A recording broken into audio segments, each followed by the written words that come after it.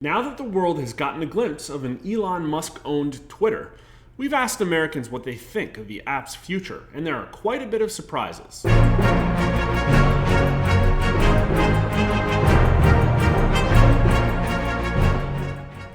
Now, you may not know this, but Rasmussen Reports has a very active Twitter account, one that we believe may have been suppressed in some ways in the past. Come and follow us at the link in the video details if you want to get breaking notifications of our latest polls, the presidential daily approval numbers, and non-biased information that we feel is important about things like election integrity. How often do you use the Twitter social media platform? 59% of Americans say rarely or never, 11% say once a week or less, 13% say several times a week, and 12% say every day or nearly every day.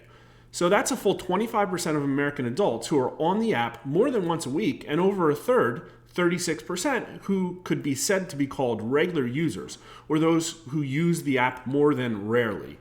Who uses Twitter the most? Men under 40, of whom a whopping 62% are regular users, compared to 55% for adults under 40 in general.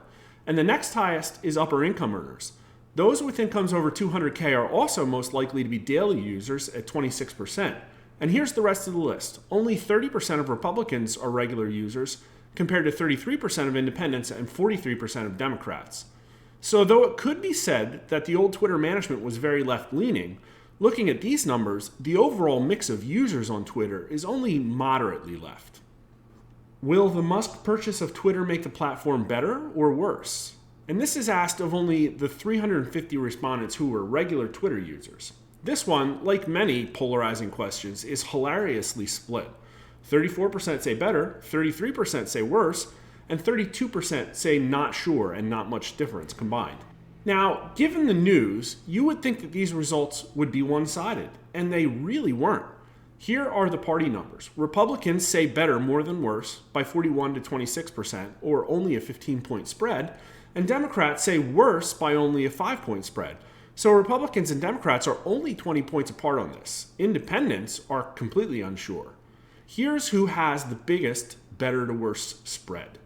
Those with children at home, incomes over 100K, married adults, 40 to 64-year-olds, Republicans, Hispanics, and adults over 65. Here are the biggest worse to better spreads. Unmarried adults, those with no children at home, incomes under 50K, black adults, women, 18 to 39-year-olds, and Democrats. Here's the important figure, though. Among those who use Twitter every day, 47% say the purchase will make Twitter better, and only 26% say worse. For the last question, once again asked of regular Twitter users, 35% say that because of the purchase, they are more likely to use Twitter, and only 27% say less likely.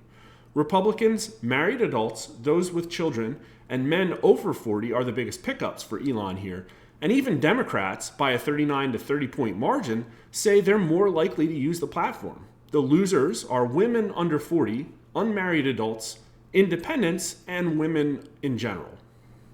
Look at this question broken down by how often people use Twitter. Among daily users, 47% say they're going to be using it more often, and only 15% say less. That's a pretty big spread. Those who use it several times a week say they'll use it more by a 33 to 25-point margin. And the casuals say they're less likely to use it by a 42% to 26-point margin. This was a pretty interesting poll, and I really couldn't predict where it would come out. Stepping back, I would say that the results are probably pretty confused by a few things, not least of which are the short time Elon has had the platform, as well as the absolutely histrionic way the corporate media has been covering the story.